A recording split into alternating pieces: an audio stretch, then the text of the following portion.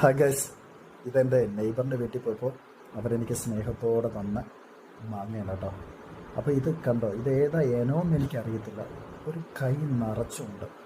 ഞാൻ ആദ്യം കരുതിയത് കർപ്പൂര മാങ്ങയാണെന്ന്, പക്ഷെ കർപ്പൂര മാങ്ങയല്ല ഇത് ശരിക്കും പറഞ്ഞാൽ ഭയങ്കര കനമുള്ള ഒരു മാങ്ങ.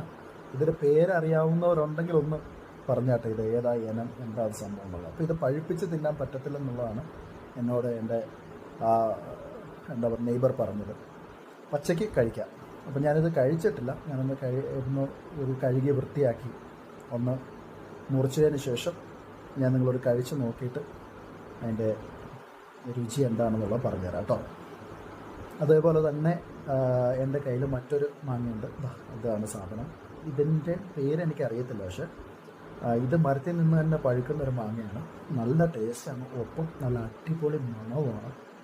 സംഭവം സൂപ്പർ മാങ്ങയാണ്.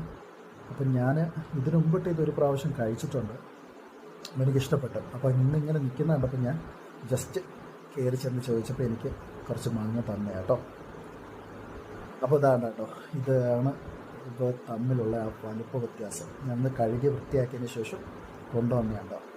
എൻ്റെ കയ്യിലിരിക്കുന്ന അറ്റത്തിരിക്കുന്ന മാങ്ങ ഏകദേശം അത്യാവശ്യം വലിപ്പമുള്ള മാങ്ങ, അതിൻ്റെ ഒരു 3 ഇരട്ടി വലിപ്പമുണ്ട്. കണ്ടോ എന്താ ഒരു സൈസ്. ഏതായാലും സംഭവം അടിപൊളിയായിട്ടുണ്ട്. എന്തായാലും ഒന്ന് മുറിച്ച് നോക്കണം. ഒന്ന് മുറിച്ച് നോക്കിയതിന് ശേഷം ഇതെങ്ങനെയാണെന്നുള്ളതെന്ന് നോക്കാം. എന്തായാലും ഞാൻ ഒന്ന് മുറിക്കട്ടെ. ഇതാണ് സംഭവം.